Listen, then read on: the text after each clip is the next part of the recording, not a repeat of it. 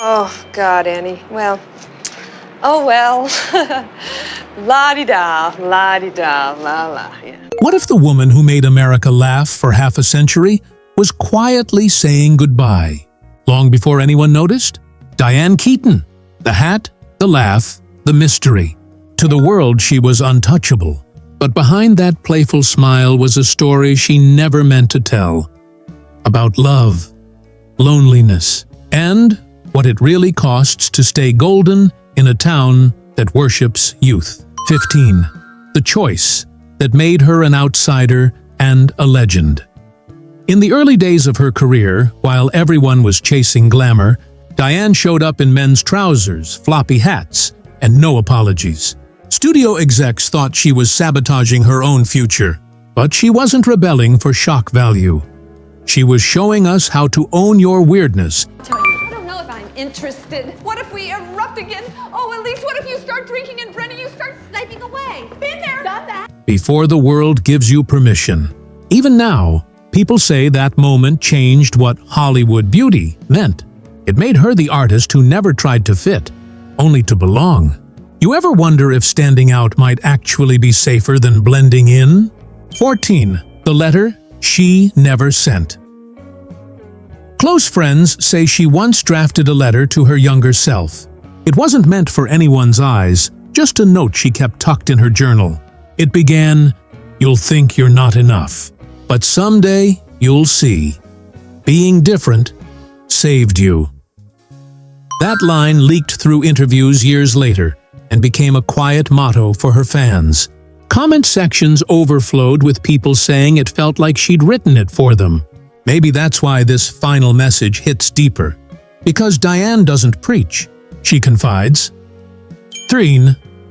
The moment she stopped pretending to be brave.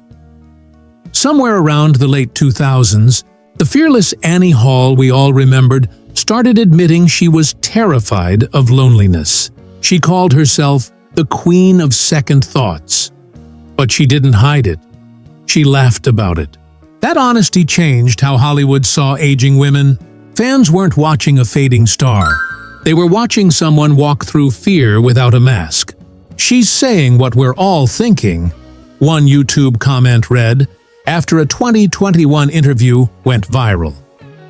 And that's why I love her. The one movie she almost turned down. Most people don't know, Diane nearly refused Something's Gotta Give. She thought playing an aging romantic lead would make her look desperate, but her daughter convinced her otherwise, and the movie became her biggest late-career hit. It wasn't just a rom-com, it was a love letter to everyone who thought their story was over. When she cried on screen, it wasn't acting. It was Diane forgiving herself for every time she'd said no to love. Ever felt that strange ache of realizing you almost missed your own happy ending? 11. The dinner that changed how she saw Hollywood. A few years back, Diane hosted a small dinner at her home. No paparazzi, no red carpet, just a handful of friends, old and new. One of them later shared that she raised a toast not to success, but to stillness. "We used to chase light," she said. "Now I just sit in it."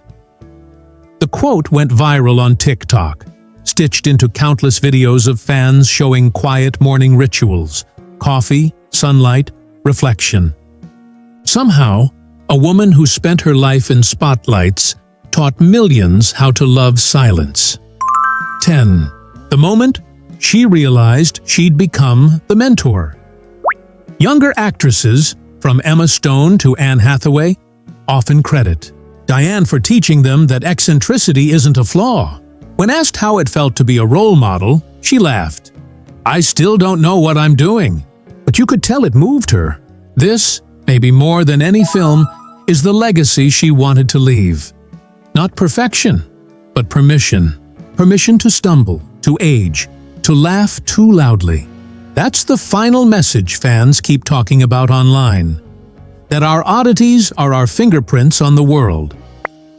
At number 9, there's something small, almost invisible, that changed everything. Her journals. Diane has been journaling since she was a teenager. Stacks and stacks of notebooks filled with Let's turn the spotlight on you me? for a moment, Oh, yeah, because it's you not just so funny. received, I think it is a great honor. Yes, It was. Yes, it was. You had all these Yeah. people who were there. are Yeah. thoughts, sketches, half-written poems. She once said those pages were her real home. Over the years, snippets from those journals have appeared in interviews, each one more revealing than the last. "I'm afraid of losing the things that make me," she once wrote. "But I'm learning that even the things you lose leave their fingerprints on you." Fans say that line hit them right in the gut. Number 8 feels like a scene from one of her movies, except it was painfully real. The time she turned down love because she didn't think she deserved it. For years, she was linked to some of Hollywood's most powerful men, Al Pacino, Warren Beatty, Woody Allen, but she walked away from all of them. In a quiet 2019 interview, she said, "I didn't want to be someone's muse anymore. I wanted to be the artist." That single quote rippled through social media like wildfire. Number 7 dives into something most people don't know: her deep fascination with photography. Diane wasn't just posing for pictures, she was taking them. Her series documenting Los Angeles architecture in the 70s became one of the most unexpected side projects in Hollywood. She saw beauty where others saw decay: old motels, cracked walls, empty lots. Critics now say she was ahead of her time, turning urban loneliness into art decades before Instagram made nostalgia cool. And when people asked why she photographed sadness, she said, "Because sadness is honest." Fans on Reddit still share those photos, calling them time capsules of lost hope. One commenter wrote, "Only Diane could make a broken building look like a love story."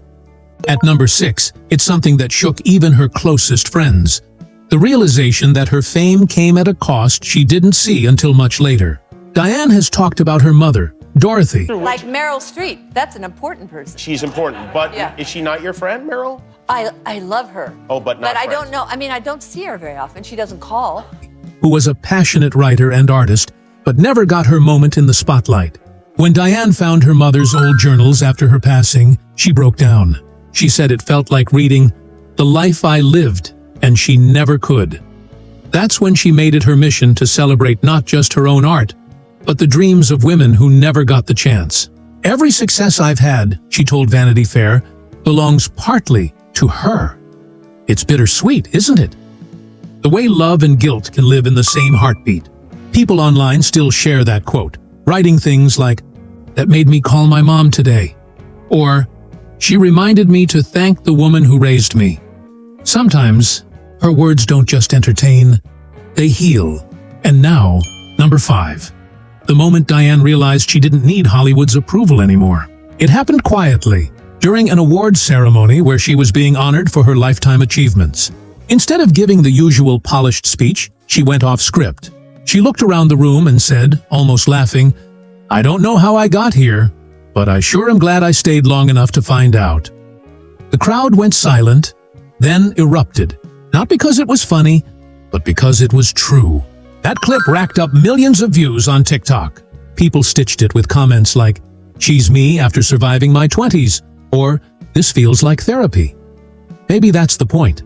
Diane Keaton has become less of a movie star and more of a mirror, showing us our own unfinished stories, our own small acts of courage. At number 4, we go back to the moment that redefined how she saw herself, when she took off the hat. Sounds simple, right? But that hat wasn't just a fashion thing. It was her shield. She once said she started wearing it because she felt safer hiding in plain sight. For decades, it became part of her identity: quirky, elegant, untouchable. Then one day, during a casual interview in her backyard, she showed up without it. Just her gray hair, tousled and unfiltered. The internet lost its mind. Some fans called it her soft rebellion. Others said it was Diane saying, "I'm done pretending." And when the interviewer asked her why she ditched the hat, she laughed and said, "Because I finally realized I wasn't cold anymore." That one line, people quoted it everywhere. TikToks, Tumblr posts, It became a metaphor for letting go. Maybe you've had something like that too. An armor you didn't realize you'd outgrown. Number 3 is about legacy. Not the Hollywood kind, but the human one.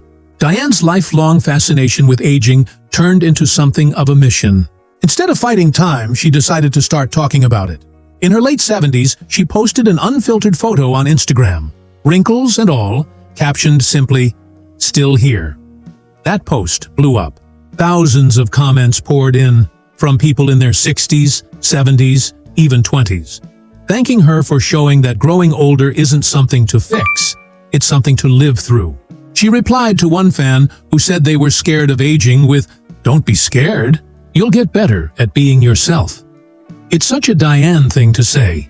Gentle, funny, but profoundly true. She turned aging from something to fear into something to embrace, like a badge of honor instead of a countdown clock. Number 2 might surprise you. It's not about movies, but music. Few people know that Diane used to sing long before she acted. She even recorded a few songs in her youth, though she never talked about them much. But after years of silence, she did something unexpected. She sang again. A small, grainy clip surfaced on social media. Diane, sitting at her piano, singing a slow, shaky version of "You Are My Sunshine." Her voice cracked halfway through, and she laughed, whispering, "Guess I'm a little rusty." But in that laugh, in that fragile little moment, there was something real, something raw. Viewers flooded the comments. "That sounded like my grandmother's voice," and I cried. She's not performing anymore. She's remembering. The clip went viral not because it was perfect, but because it was honest. It reminded everyone that beauty doesn't fade. It just changes form. Then came the one that no one expected. Yeah, I kind of did. Oh, dear. Yeah. You'll forgive me, though. Yeah, right? of course I I'll will. move on now with me. Reese Witherspoon was there. Number 1. Her final public letter. Written months before her passing and published posthumously by her family, it wasn't about regrets or fame or even love. It was about gratitude. The letter began, "If you're reading this, then I guess my time is up, and that's okay." She went on to thank her friends, her children, her fans, even her critics. She wrote about how she used to chase perfection until she realized that life itself was the masterpiece.